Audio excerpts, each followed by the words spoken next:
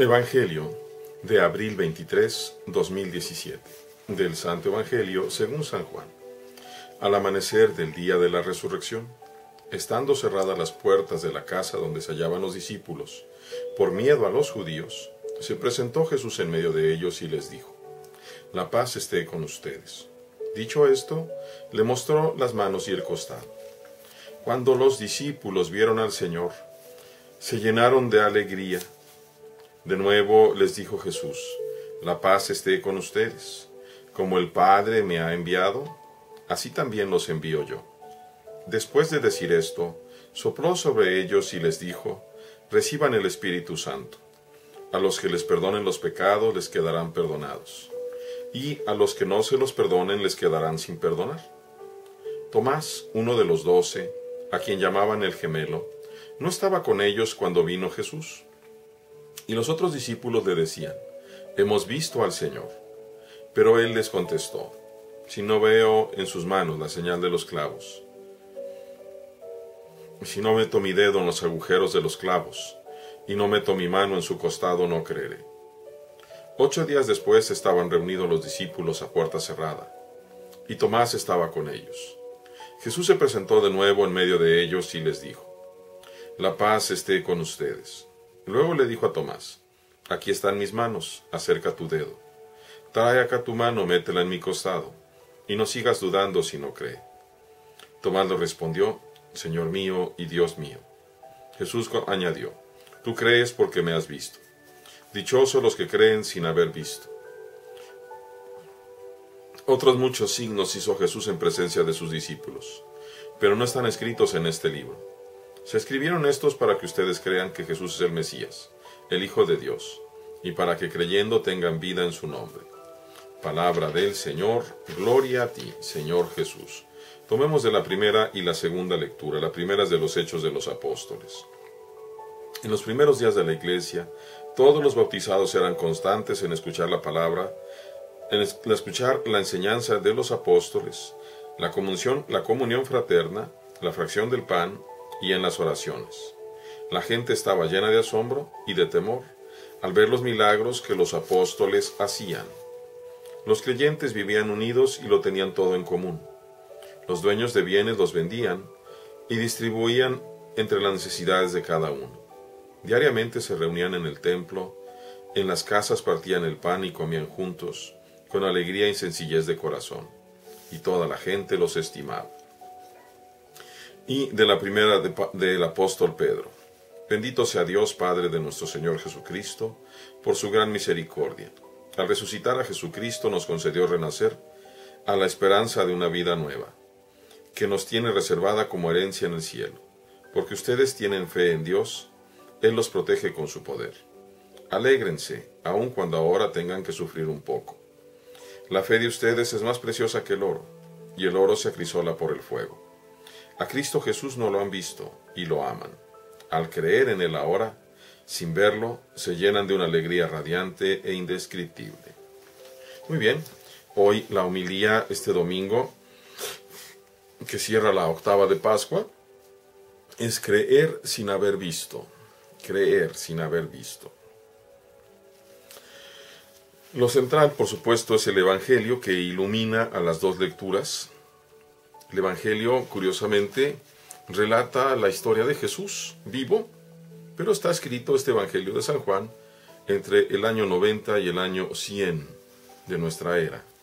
En cambio, la carta de Pedro probablemente esté escrita la primera carta alrededor del año, si creemos que verdaderamente es escrita por Pedro, como es, y creemos que Pedro murió alrededor del año 67-66, pues está escrita un poco antes de eso. Ese es el primer testimonio. El segundo es Hechos de los Apóstoles, que es un poco más nuevo. También estas dos escrituras que parecieran contar lo posterior a Cristo, lo que de hecho lo hacen, son un poco más nuevas en su escritura que el propio Evangelio. Pero centrémonos en el Evangelio. ¿Qué sucede en el Evangelio?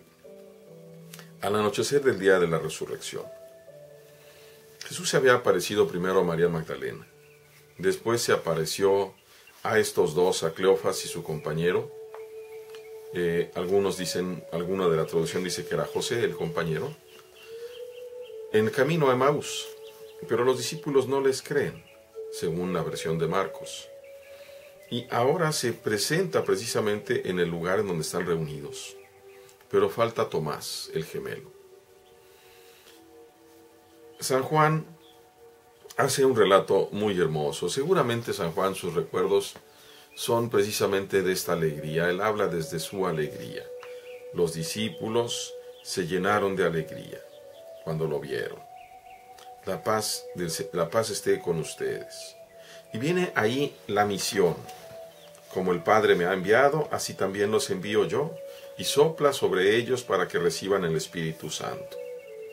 Y ahí está, a los que les perdonen los pecados les quedarán perdonados. No es de ninguna manera la autoridad propia, ni del obispo, permítanme decirlo así, ni del obispo, ni del presbítero, la que realiza el perdón de los pecados, sino el dedo de Dios que han recibido, es decir, el Espíritu Santo, y que actúa de acuerdo siempre a la voluntad de Dios.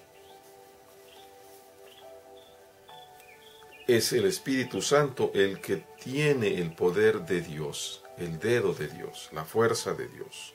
Siempre el Espíritu Santo, que no es solamente un vínculo amoroso, que no es nada más un airecito, una agüita, una palomita, un vientecito, sino la tercera persona divina. A veces se nos olvida muchísimo, sobre todo a nosotros occidentales, latinos, porque casi no tenemos teología del Espíritu Santo. Tomás, y de hecho el Espíritu Santo es el que hace que nosotros creamos. Es el agua que convierte los corazones duros de tierra de nosotros en terrones mullidos y blandos para que penetre la palabra. Este Tomás no estaba con ellos, y cuando recibe la noticia la recibe muy mal.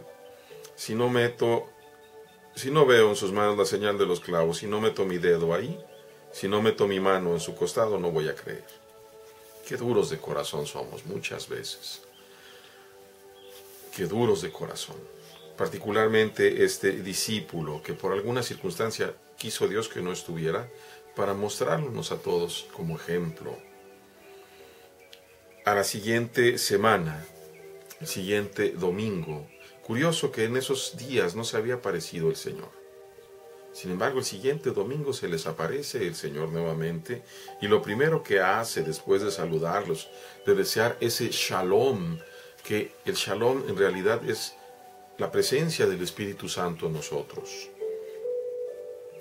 Aquí están mis manos, acerca tu dedo, pon tu mano en mi costado, y cree y no seas incrédulo.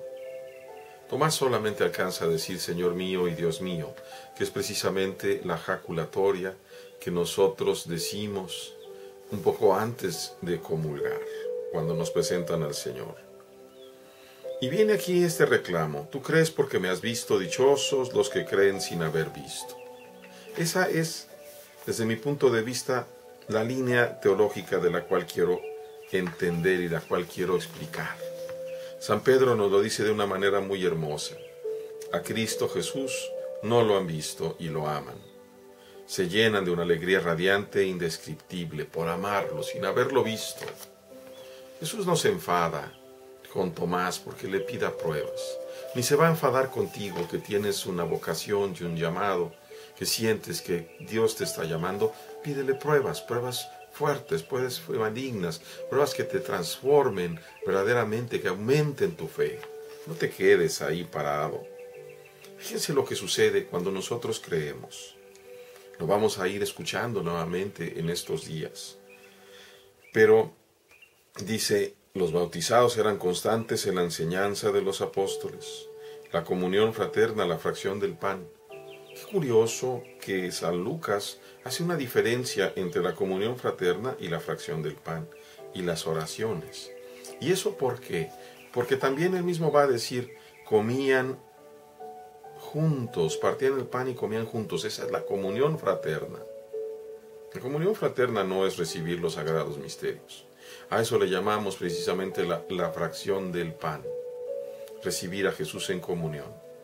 Pero nos hace falta promover, y desde el corazón sacerdotal nos hace falta entender esa comunión, buscar que todo lo tengamos en conjunto, que haya una verdadera pastoral social, empezando por nosotros consagrados, que verdaderamente nos hagamos hostia para el Señor, dando nuestros cuerpos y nuestra vida en favor de aquellos que se nos ha mandado cuidar, para ser verdaderos pastores, y no solamente porque traemos una imposición de manos o una misión canónica, sino porque el corazón se lo hemos entregado al Señor, y esa entrega se renueva día a día, a cada hora. Ese es el verdadero signo de Cristo en medio de nosotros, y eso alentará y hará como la renovación a las fuentes, como al principio, que los demás sigan el ejemplo. Oremos unos por otros, hermanos. Dios les bendiga.